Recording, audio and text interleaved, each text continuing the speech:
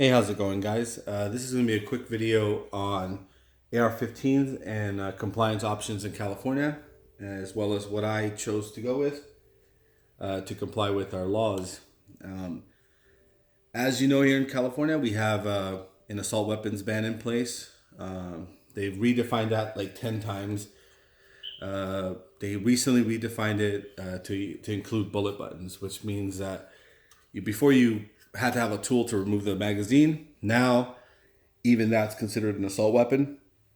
So, if your rifle is a center-fired rifle and has a detachable box magazine, it is an assault weapon if you have any of the following features in any one combination. So you don't have to have one offending feature in order to be a assault weapon. So you cannot have a flash hider like that one. You cannot have a forward pistol grip.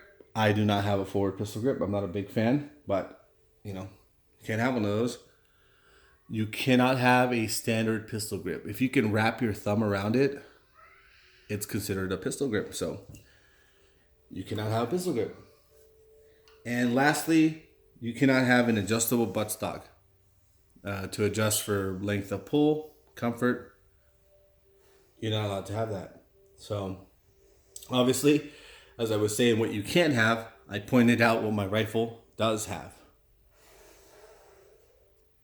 Okay, and obviously there's no magazine here, so you're like, what gives? Well, obviously this is not a featureless rifle. It's very featured, and that's how I like my ARs. If I'm gonna have an AR, I want to have the features.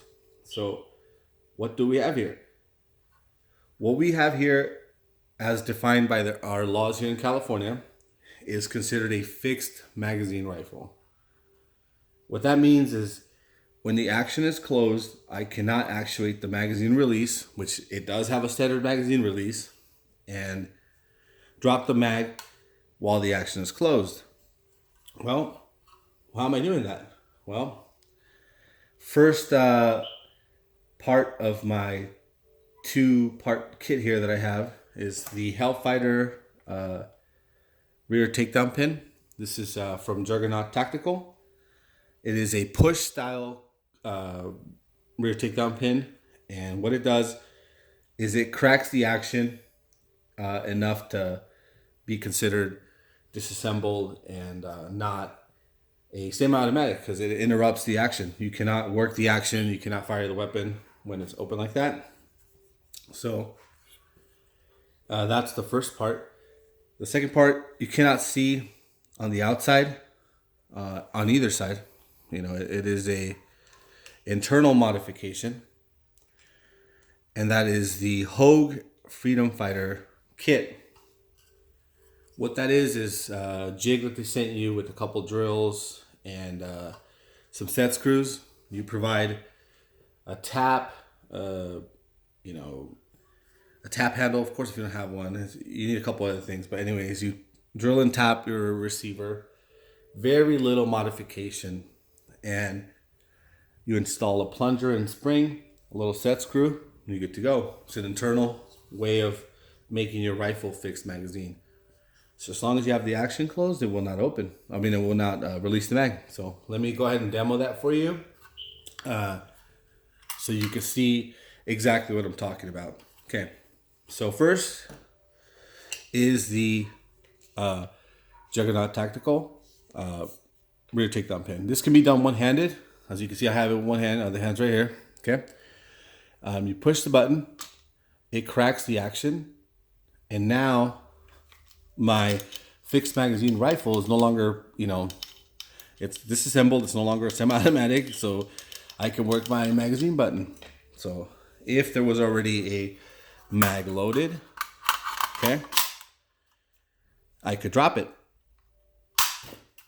Okay, and if there is a magazine in the gun, okay, and it's closed, I cannot drop this to save my life. Okay, I'm pulling on it, pushing the button, nothing. So it is considered a fixed magazine.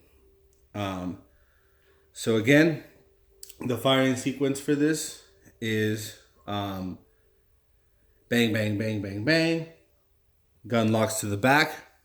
Can't drop the magazine because it's in the back, right? So you send the bolt home. Hit your magazine, or sorry, your rear takedown pin button. Drop the mag, put new mag in, charge the weapon, and you're good to go. And that could be done very, very fast. This is a fast way of doing this, guys. It's not slow whatsoever. I'm just kind of walking you through it so you understand what's going on. You know? And a lot of problems that people have with fixed magazines are, well, what happens if you have a double feed? Well, let's address that now. In my own testing, I found that because the Hogue Freedom Fighter works with this Juggernaut Tactical rear takedown pin, it's a very small in there, so you only need a little bit of clearance to clear a double feed. So I'm gonna not induce a double feed, but I'm gonna lock the bolt to the rear, which would happen in a double feed. You'd have a round in the chamber and one trying to be stripped from the magazine. The carrier's in here, right? So how would you pretty much be fucked if you could not, drop this? But all you have to do is push this button here, which is the front takedown pin. Slightly push up. It clears the Hogue. It clears the Hogue Freedom Fighter. See that right there? It clears the Hogue Freedom Fighter, and then you could just drop the magazine. Okay. Push it back in. Okay. At that point, you would grab your handle. You would crack the action open, right? Because you just cleared your malfunction. Put your fresh mag in there. Close it. Once again, rack. And you are back in business. So no, a double feed is not a catastrophic failure on this gun. You can use this to fight, to defend your life, your children, your wife, your property, whatever. This is technically a compliant fighting rifle. There are other ways that you could make it easier, which I have here. This is a Ultimac coupled kit here. Got two 10-round magazines, so 20 rounds on tap, like that. And I have an extra 10 rounds on my GL mag back here. So 30 rounds. I know it's not as good as having 30 rounds on a single magazine, but hey, you have two reloads here in California, which may make the difference if you ever needed to use it in a defensive, situation there. So again, that is what I chose to go with. The Hellfighter does come as a complete kit.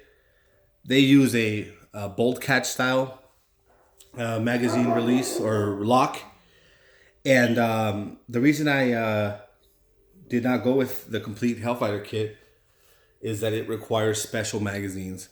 You either have to modify your magazines or you have to buy special mags like this ASC magazine. It has an orange follower. The follower has a ramp, and you fire on the last round.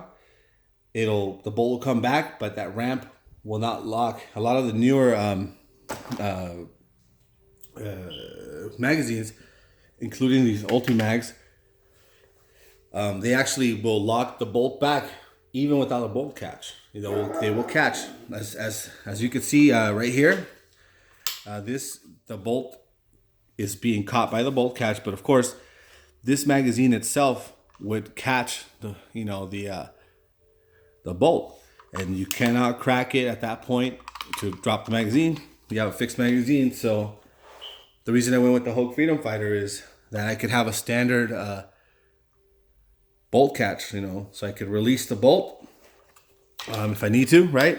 So last round, release the bolt, crack the action open, drop the magazine, put new mag, and then charge the weapon. So again, that could be done really fast. I'm going to do everything but charge the weapon, of course, just for sake of trying to work around the tripod here. So, okay, bang, bang, bang, bang, bang. It locks open, right? Come back here. So it's like this. And then that's it. New mag, good to go, right? Very simple. So that is the option I went with, guys. I hope that this helps. If you have any questions about anything on this rifle, let me know.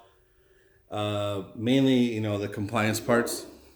They are sold as compliance parts. So I just combined them together to make the perfect combination there. So if you have any questions about the rifle, any questions about our crazy laws out here, leave me a comment, and I'll let you know what's up. I'll try to reply to comments. I don't post videos all the time. Just trying to get some info out there. If you like this video, hit the thumbs up. It'll help with other people see this video. And, you want to see any future videos I may make, may not, who knows. The way YouTube is with gun videos, not really worth it to, run a gun channel of any kind. So, but get some information out there. Thanks for watching, and I'll see you guys around.